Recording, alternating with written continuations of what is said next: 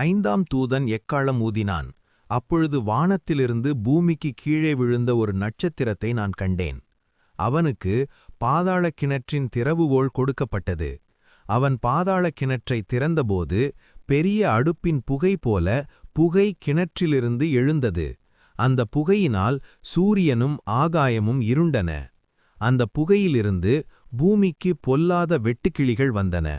பூமியின் தேள்களுக்கு உண்டான அதிகாரம் போல அவர்களுக்கு அதிகாரம் கொடுக்கப்பட்டது. பூமியின் புல்லையோ பசுமையையோ எந்த மரத்தையோ சேதப்படுத்தாமல் நெற்றிகளில் தேவனுடைய முத்திரை இல்லாத மனிதர்களையே மட்டும் வதைப்பார்கள் என்று அவர்களுக்கு கட்டளையிடப்பட்டது. அவர்களுக்கு கொல்ல அதிகாரமில்லை. 5 மாதங்கள் வதைப்பதற்கே அதிகாரம். அவர்களுடைய வதை தேள் மனிதனை கொட்டும்போது உண்டாகும் வேதனை போல இருக்கும்.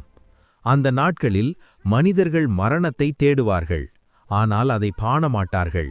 மரிக்க விரும்புவார்கள், மரணம் அவர்களிடமிருந்து ஓடிப்போவது. அந்த வெட்டுக்கிளிகளின் தோற்றம் யுத்தத்துக்கு தயாராக்கப்பட்ட குதிரைகளைப் போல இருந்தது. அவர்களுடைய தலைகளின் மேல் பொன்னிற கிரீடங்களைப் போன்றவை. அவர்களுடைய முகங்கள் மனிதர்களின் முகங்களைப் போல.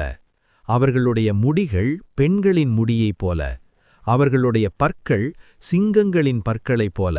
அவர்கள் இரும்பு கவசங்களைப் போல மார்பு கவசங்களை உடையவர்கள். அவர்களுடைய இறக்கைகளின் சத்தம் யுத்தத்துக்கு செல்லும் பல குதிரைகளின் ரதங்களின் சத்தம் போல இருந்தது. அவர்களுக்கு தேள்களைப் போல வாள்களும் கொடிகளும் இருந்தன. அந்த தேள் வாள்களில் 5 மாதங்கள் மனிதர்களை வதைப்பதற்கான அதிகாரம் இருந்தது. அவர்களுக்கு பாதாளத்தின் தூதன் ராஜாவாக இருந்தான். அவனுடைய பெயர் எபிரேய மொழியில் அபத்தோன் என்றும் கிரேக்க மொழியில் அபொல்லியோன் என்றும் அழைக்கப்படுகிறது.